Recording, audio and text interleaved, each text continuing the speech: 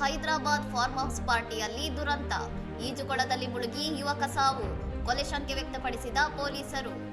ಹೈದರಾಬಾದ್ ಹೊರವಲಯದ ಮೊಯಿನಾಬಾದ್ನಲ್ಲಿರುವ farm house ಪಾರ್ಟಿಯೊಂದರಲ್ಲಿ ಸ್ನೇಹಿತರೊಂದಿಗೆ ಆಚರಣೆಗೆ ಹೋಗಿದ್ದ ಯುವಕನೊಬ್ಬ ಈಜುಕೊಳದಲ್ಲಿ ಮುಳುಗಿ ನಿಗೂಢವಾಗಿ ಸಾವನ್ನಪ್ಪಿದ್ದಾನೆ.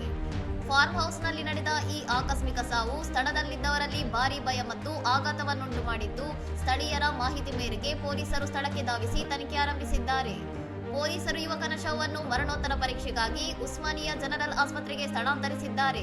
ಆದರೆ ಇದು ಕುಟುಂಬಸ್ಥರ ತೀವ್ರ ಆಕ್ರೋಶಕ್ಕೆ ಕಾರಣವಾಗಿದೆ.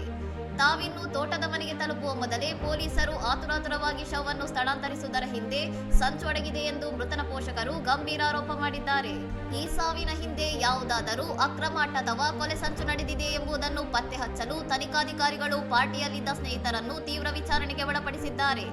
ಘಟನೆಗಳ ನಿಖರ ಅನುಕ್ರಮವನ್ನು ಖಚಿತಪಡಿಸಿಕೊಳ್ಳಲು ಪೊಲೀಸರು ಫಾರ್ಮ್ ಹೌಸ್ ಆವರಣದ ಸಿಸಿಟಿವಿ ದೃಶ್ಯಾವಳಿಗಳನ್ನು ವಶಕ್ಕೆ ಪಡೆದಿದ್ದು, ಪ್ರಕರಣವನ್ನು ಎಲ್ಲಾ ಕೋನಗಳಿಂದಲೂ ತನಿಖೆ ನಡೆಸುತ್ತಿದ್ದಾರೆ.